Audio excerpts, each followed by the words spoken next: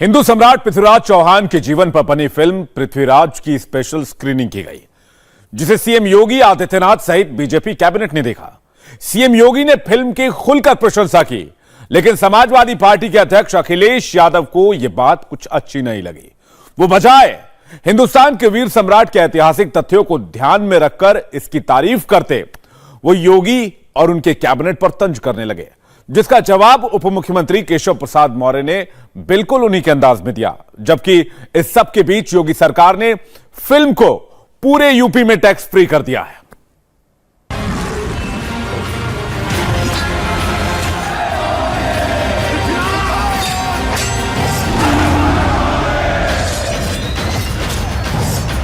अपने रक्त की अंतिम बूंद तक मैं धर्म का पालन करूंगा। अक्षय कुमार की मोस्ट अवेटेड फिल्म पृथ्वीराज में आखिरी हिंदू सम्राट पृथ्वीराज चौहान की यश गाथा की झलक दिखाने की कोशिश की गई।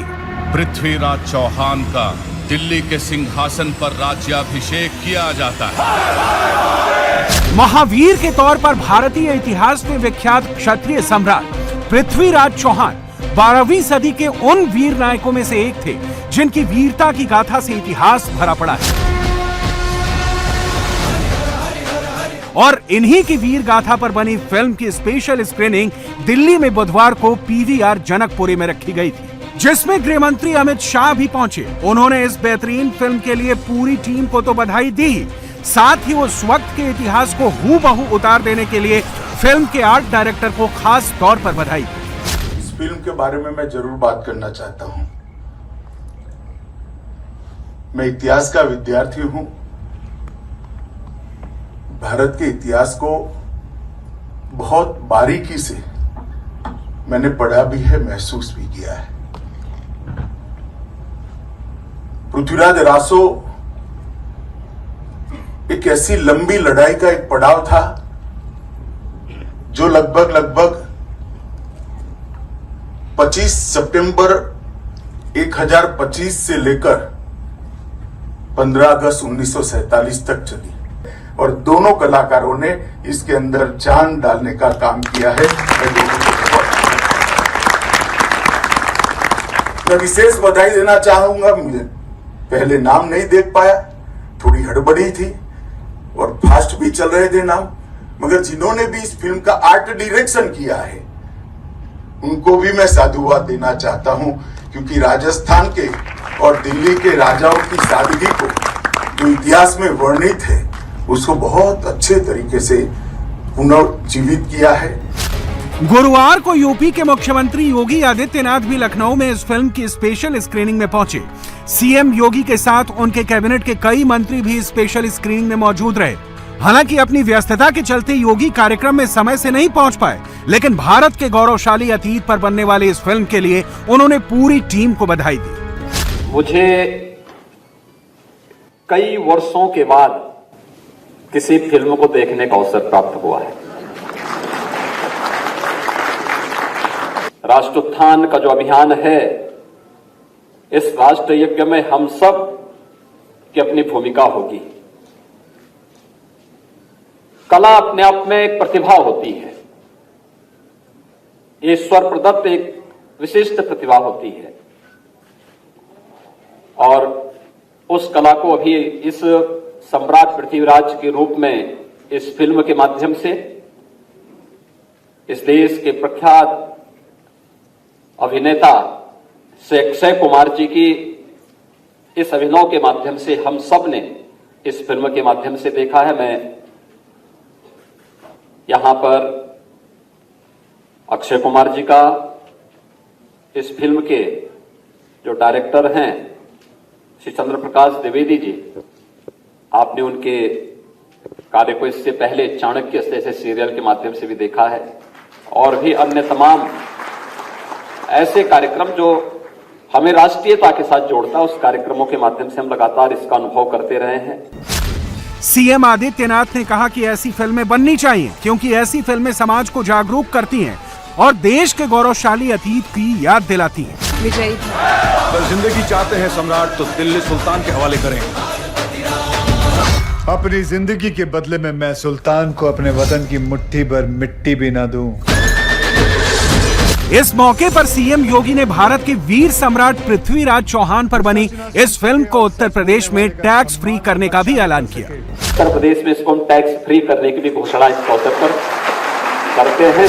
अभी 2 दिन पहले ही फिल्म के अभिनेता अक्षय कुमार ने एक इंटरव्यू के दौरान कहा था कि इतिहासकारों ने जितनी मेहनत मुगल शासकों की यश गाथा और उनके महिमा मंडन में किया है, उसकी तुलना में भारतीय वीर सम्राटों के बारे में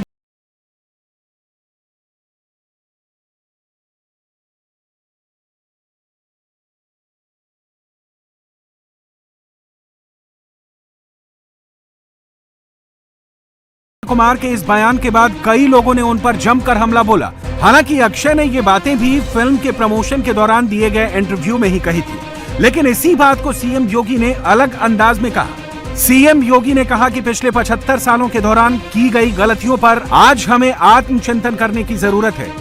और ये फिल्म बहुत कुछ हमें इस बात के लिए प्रेरित करती है कि अतीत के बगैर वर्तमान नहीं होता है, और अतीत की कौन सी ऐसी गलतियां हैं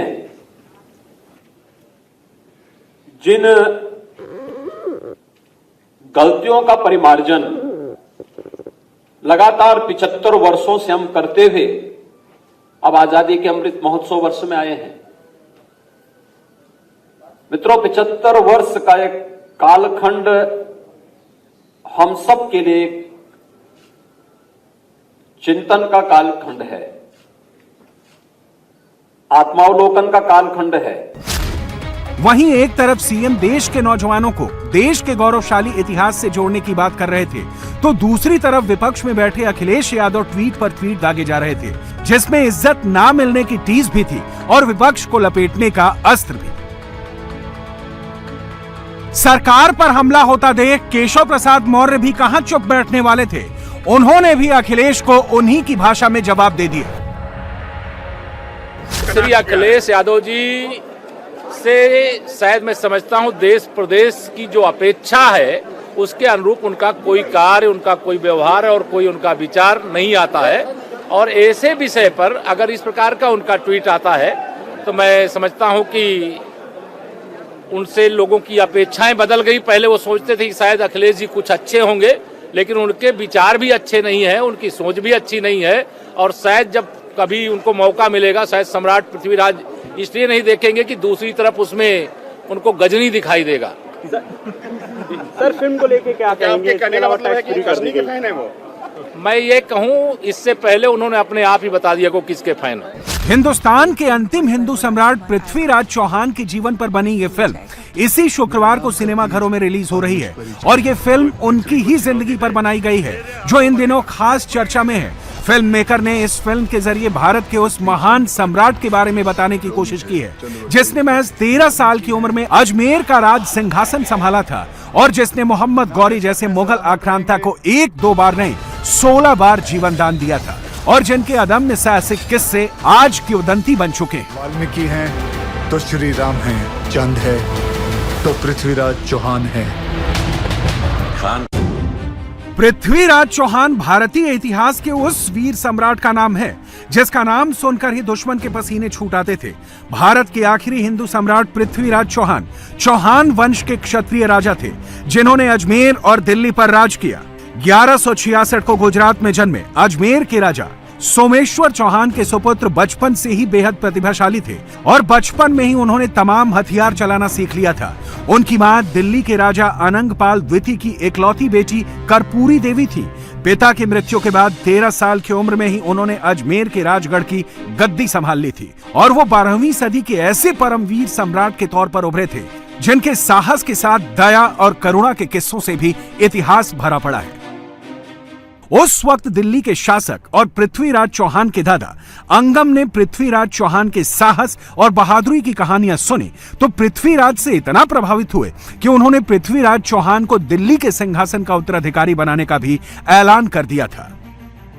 सम्राट पृथ्वीराज ने हिंदुस्तान के गौरव में बेहिसाब इजाफा किया। दुश्मनों ने उन्हें कई दफे अपनी चाल में फांस कर मात देने की कोशिश की, लेकिन उनके पराक्रम के सामने दुश्मन हर बार चोट खाते रहे। कहते हैं पृथ्वीराज चौहान को कन्नौज के राजा जयचंद की बेटी संयोगिता से प्रेम हो गया था,